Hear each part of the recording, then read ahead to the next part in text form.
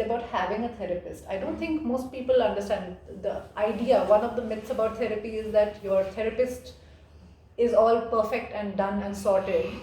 But we actually view it as a very ethical practice to be in continued therapy, or at least at various points of time, making sure that we're really looking to take our own personal issues into personal work.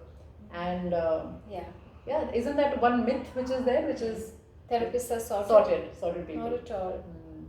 Therapists, but what we recommend is therapists do enough personal work so that they can come back into awareness, because we move out of here in our awareness sometimes, come back into awareness. They don't act in ways that are harmful to clients. They're not entangled with their clients.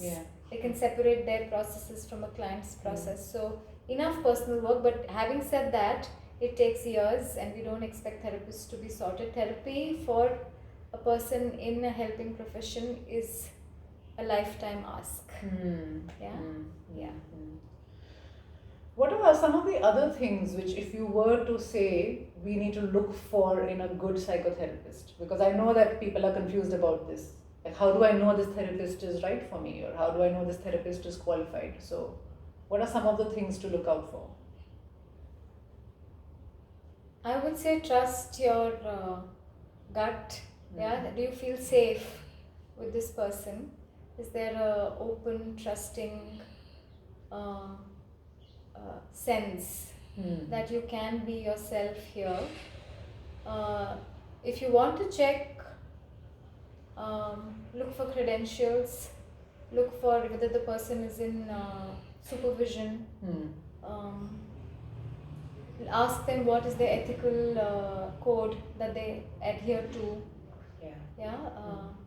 And whether they are part of a community which has a grievance cell. So many communities really exist to hold, maintain standards and ensure ethical practice.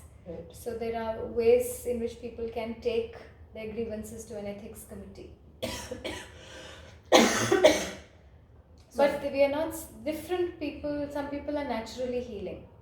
So there's nothing that says that one modality is superior to another.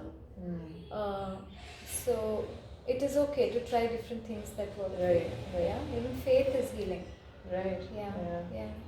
But fundamentally, trust your own instinct about who you're working with. And feel free to ask questions about their approach. So if a therapist is open to your questions and open to your challenge, I would trust that therapist more. So I can also tell you what are warning signals. If your therapist promises you that your problem will be solved, if your therapist tries very hard and owns your problem and does not is not able to tolerate your issue being unresolved, all those are warning signals. Feeling like they're pushing towards a solution or leading you in a particular direction. Or if you feel judged or shamed or inadequate for not changing as fast as the therapist would like. So those are it's a good idea to either bring it up, maybe the therapist is not aware and they can take it to supervision, or to say, well, maybe your style is not working for me. I recommend that you share with your therapist why you are stopping therapy. Don't stop therapy like that. Because for two reasons. Firstly, the therapist should know.